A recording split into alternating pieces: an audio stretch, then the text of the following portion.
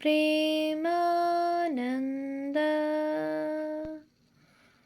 সন্ন্যে বয়ে চ পার্ষদাঃ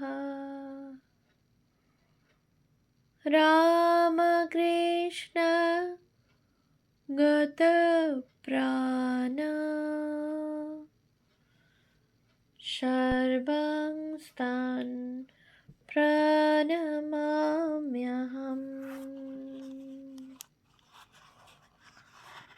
পূজনীয় স্বামী অপূর্বানন্দজি মহারাজের সংকলিত শিবানন্দ বাণী প্রথম ভাগ গ্রন্থ থেকে পাঠ, পৃষ্ঠা সংখ্যা 110, বেলুড় মঠ, 22শে শ্রাবণ বুধবার 1336, 7ই আগস্ট 1929।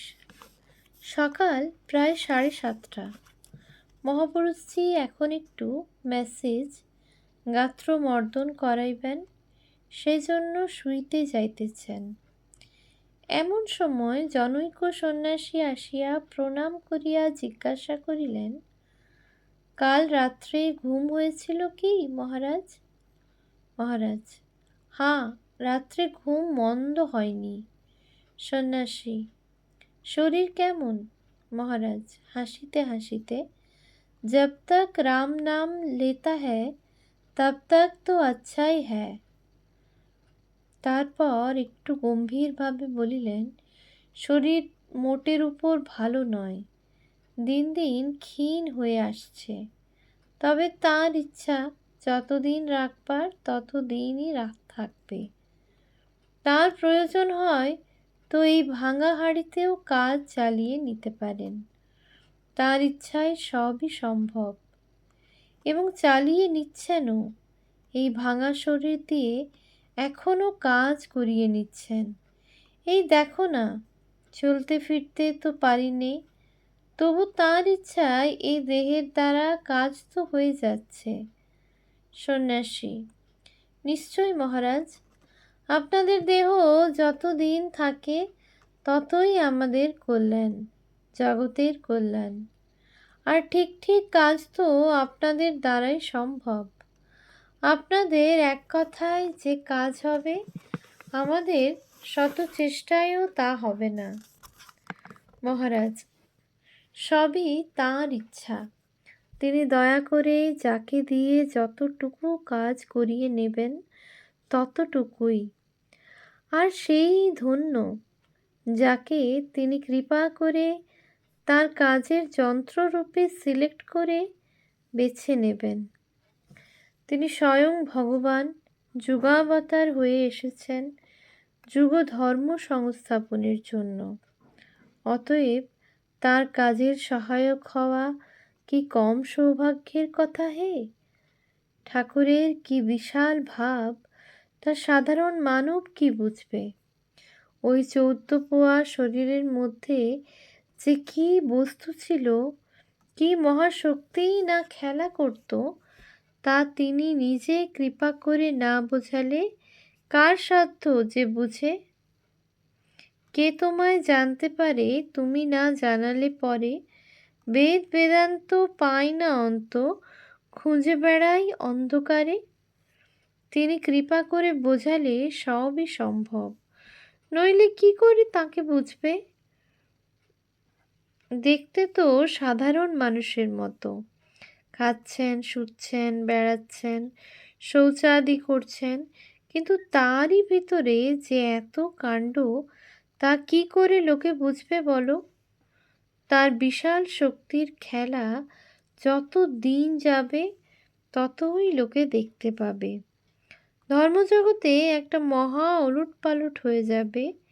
সেসব ঠাকুর কৃপা করে কত যে দেখিয়ে দিচ্ছেন, তা আর কাকে বলবো, কাকেই বা বলি? আর কেই বা ওসব বুঝবে? তিনি কত কি জানিয়ে দিচ্ছেন, তার বিষয় কত কথা যে প্রাণের ভিতর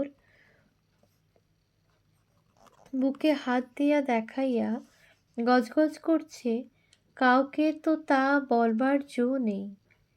কেউ ওসব বুঝতে পারবে না, তোমাদেরও বলতে পারিনি, এমনকি তোমরাও ওসব বুঝতে পারবে না। মহারাজ স্বামী ব্রহ্মানন্দ যতদিন ছিলেন তার কাছে প্রাণ খুলে ওসব কথা বলতুম বলে প্রাণটা খোলসা হতো। তিনিও আনন্দ পেতেন, আমারও আনন্দ হতো। সেসব অতি গুহ্য কথা। তার সঙ্গে নিরিবিলিতে কত সব কথা হয়েছে। তিনিও অনেক সময় নিজের অনেক কথা বলতেন। এখন তো আর তা হবার জো নেই। এখন সেসব অনুভূতি, সেসব কথা প্রাণের ভেতরই রয়ে যাচ্ছে, বলবার লোকই পাইনে। সবই তাঁর ইচ্ছা। তবে আন্তরিক প্রার্থনা করছি, জগতের কল্যাণ হোক, তোমাদের কল্যাণ হোক, তোমরা সব শান্তিতে থাকো। বেলুড় মঠ বিভিন্ন সময়। একদিন সন্ধ্যাবেলা ধ্যানের পর মহাপুরুষের ঘরে মঠের সন্ন্যাসীদের মধ্যে কেহ কেহ উপস্থিত আছেন। তিনি অল্প দুটি একটি কথা কহিতেছেন। প্রতি কথায় ধ্যানের আনন্দ ফুটিয়া উঠিতেছে। আর কি মধুর হাসি! নিজ জীবনের প্রসঙ্গক্রমে মহাপুরুষজি বলিলেন, আমার ছেলেবেলা থেকেই নিরাকার ভাব ভালো লাগত এবং সেই ভাবেই ধ্যান করতুম। ঠাকুরের সংস্পর্শে সে অবধি সাকার ভাবে বিশ্বাস হয়েছে এবং তাতে আনন্দ পেয়েছি। অন্য একদিন পূজাদির কথা উঠিলে মহাপুরুষজি বলিলেন, দেখো, আমরা যখন পূজা করতুম সে ছিল শুধু ভাবের পূজা। এত আড়ম্বর আমাদের কিছুই ছিল না। পূজা করতে বসে ভাবতুম, তিনি দক্ষিণেশ্বরে যেমন নিজ খাটটিতে বসে থাকতেন তেমনি প্রত্যক্ষভাবেই এখানেও রয়েছেন এবং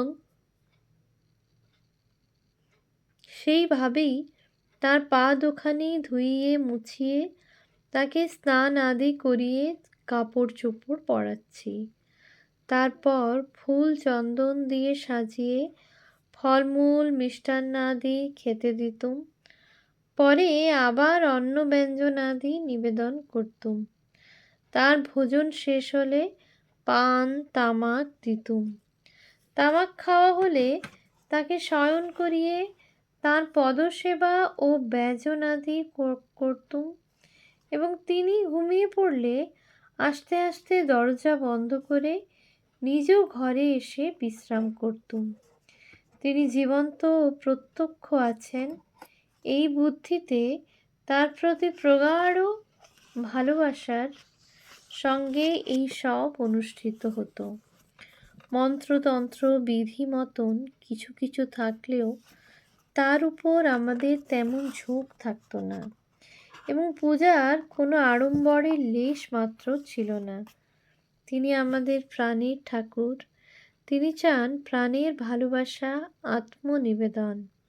কিন্তু এখন যত দিন যাচ্ছে বাহ্যিক আড়ম্বরই তত বেড়ে যাচ্ছে এবং তার ফলে ভাব ভক্তির গভীরতা ক্রমে কমে যাচ্ছে।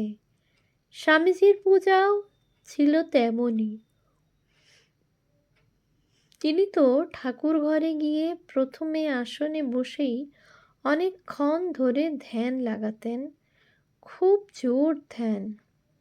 1 ঘন্টা 1.5 ঘন্টা বেশ ধ্যান করে তবে পূজা আদি আরম্ভ করতেন। ধ্যানের দ্বারাই সব হয়ে গেল। তারপর ঠাকুরকে স্নান করিয়ে সমস্ত ফুলে চন্দন মাখিয়ে 2 হাতে নিয়ে বারবার তার শ্রীচরণে অঞ্জলি দিতেন। সে এক দেখবার পূজা ছিল। তারপর সাষ্টাঙ্গে প্রণিপাত করে উঠে আসতেন। ভোগাদি অন্য কেউ গিয়ে নিবেদন করে দিত। তার পূজার মধ্যে ধ্যানই ছিল বেশি। পরে কথা প্রসঙ্গে বলিলেন, আমরা তো সন্ন্যাসী, ঠাকুর বাড়ি, পূজা ইত্যাদির দরকার আমাদের ততটা নেই। এসব বাহ্যিক অনুষ্ঠান না করলেও আমাদের চলতে পারে। কিন্তু এসবের প্রয়োজন বেশিরভাগ এই জন্য যে এখন দিনের পর দিন পৃথিবীর নানা স্থান থেকে সব শ্রেণীর স্ত্রী পুরুষ আবাল বৃদ্ধ বনিতা এই মহাকেন্দ্রে আকৃষ্ট হয়ে এসে এইসব পূজাদি দেখে ও অনুষ্ঠান করে ধীরে ধীরে পবিত্র হবে ও শ্রী শ্রী ঠাকুরের এই মহৎ উদার সমন্বয় ভাব গ্রহণ করে ধন্য হবে। সাধারণ অধিকারীর জন্য এসব বাহ্য পূজাদির বিশেষ প্রয়োজন আছে। তাই তো শ্রী শ্রী মাই প্রথমে শ্রী শ্রী ঠাকুরের পূজার প্রবর্তন করলেন, তারপর স্বামীজি প্রভৃতিও পূজাদি সব করে গিয়েছেন। একদিন সকালে ধ্যান আদির পর মঠের অনেক সাধুই মহাপুরুষজির ঘরে দাঁড়াইয়া আছেন, নানা কথাবার্তা হইতেছে। স্বামী জ্যোতিষ্বরানন্দ জিজ্ঞাসা করিলেন, মহারাজ, সমুদ্রকে কি ঈশ্বরের প্রতীক রূপে কল্পনা করা যায়? তদুত্তরে মহাপুরুষজি বলিলেন, সমুদ্র কেন গো? সমুদ্রের তো কুল কিনারা আছে, আর সর্বত্র থাকেও না। আকাশই তার প্রতীক। অনন্ত অসীম আকাশ প্রতি অনুপরমাণু মাত্রেই বর্তমান। বিশ্বের ভিতরকার সবই আকাশ দ্বারা পরিব্যাপ্ত। আবার বাইরে বিশ্বের যেদিকে চায় সেইখানে দেখতে পাই এই আকাশ। দূরে, অতি দূরে অনন্তে কত শত সৌরজগৎ, সূর্যের চেয়েও শতগুণ বড়।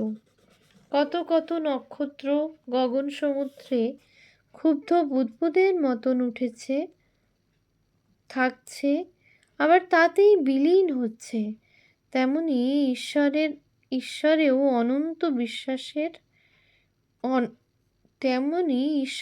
অনন্ত বিশ্বের উৎপত্তি, স্থিতি, লয়, অনুমিত বা প্রতীত হয়। আর তিনি এই অনন্ত নামরূপ প্রকাশ করে প্রত্যেকের ভিতর এক অখণ্ডভাবে অনুপ্রবিষ্ট রয়েছেন। তৎসৃষ্টা তদেবানুপ্রাবিশৎ। তিনি বিশ্ব প্রকাশিত করে তারই মধ্যে অনুপ্রবিষ্ট হলেন। একদিন মহাপুরুষ মহারাজকে নির্জনে পাইয়া জনৈক সন্ন্যাসী সকাতরে বলিলেন, মহারাজ, দিন দিন শরীর তো অপটু হয়ে যাচ্ছে, আগের মতো সাধন ভজন করতে পারছি না, তাই ভয় হচ্ছে কি হবে। মহারাজ, কাঁদ রে কাঁদ, সাধন ভজনের দ্বারা কি তাকে পাওয়া যায়? মানুষের কতটুকুই বা শক্তি, কি বা এমন করতে পারে যাতে তার কৃপার অধিকারী হবে? কিছুই নয়। তার উপর সমস্ত ভার ফেলে নিশ্চিন্ত হও, তার শরণাগত হও, তিনি নিশ্চয়ই কৃপা করে তার শ্রীচরণে স্থান দেবেন। তার কৃপা ছাড়া তাকে পাবার জো নেই। সন্ন্যাসী, মহারাজ, সে তো ঠিক কথা, কিন্তু অহংকার অভিমান যে যেতে চায় না, কি করি? যতই মনকে বুঝাই না কেন, মন কিছুতেই বুঝতে চায় না। কেবলই মনে হয় আমরা চেষ্টা করে কিছু একটা অবশ্যই করতে পারি, অথচ এই বামুন হয়ে চাঁদ ধরবার চাইতেও অসম্ভব ব্যাপার।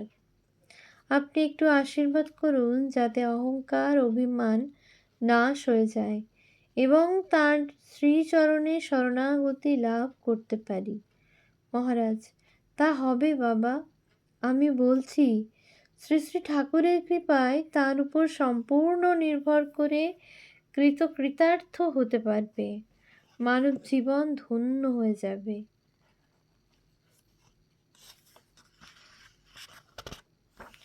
ওম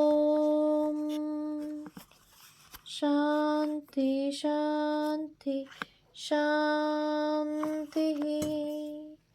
হরি ওম তৎসৎ। শ্রীরামকৃষ্ণার अर्पणमस्तु।